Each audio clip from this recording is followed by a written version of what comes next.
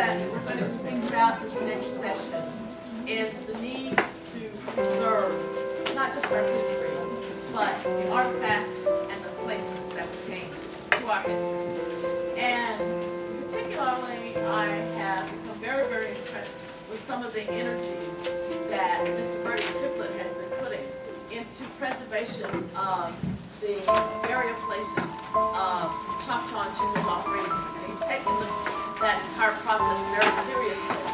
I met Verdie a few years ago, having done a little bit of research for him, and was particularly happy because he knows the landscape very well in eastern Oklahoma. And he has joined forces with another colleague of mine, and she and I, we like to document cemeteries quite often, but there are many cemeteries that are difficult to document because they're in such bad shape. And our histories are resting in those burial grounds. And it's very, very important that we consider those places as sacred places. And Verdie Triplett has really become a leader in the Eastern Oklahoma community. He helped to organize the Choctaw and Chickasaw Freedmen Association of Oklahoma, which is a sponsoring organization for this event.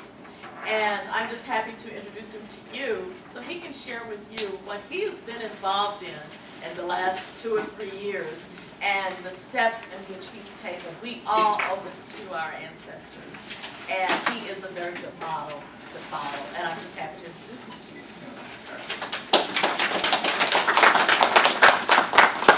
Thank you very much, Angela. I've kind of gotten into this cemetery preservation, and the reason why is because, first of all, I've been blessed to have retired early, and just driving through the landscape and living in that area, it's been kind of hard on me knowing the history. By me living in that area, knowing the history, and you pass these cemeteries, and you see these cemeteries just abandoned, overgrown, neglected. Our ancestors struggled so hard. I mean, they struggled hard. Slavery, Reconstruction in the Indian nations, Jim Crow era, they struggled. And then here are these cemeteries, after they have passed on, they're being discriminated even in death. And it bothers me when I drive through these various areas and I see these cemeteries are just the landscape and reminisce how our ancestors toiled for free. There are some cemeteries in my area. Roseland, Freedmen Cemetery, that's right adjacent from the Choctaw Nation Cemetery. And there's a fence that separates on the north side of the Freedmen side, and on the south side is the Choctaw Indian side.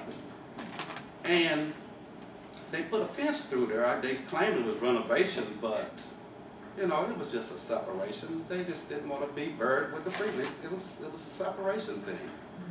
So what we did with it, and I've been pretty fortunate with that particular cemetery because it's kind of close to where we live. There is a big voting block there. There's a big voting block. And I felt that to speed this thing up, because I have since solicited the help of the Choctaw Nation, but in order to speed this thing up, I kind of started working with the county commissioner, the local county commissioners who we've been working with. And, you know, politicians, they want votes.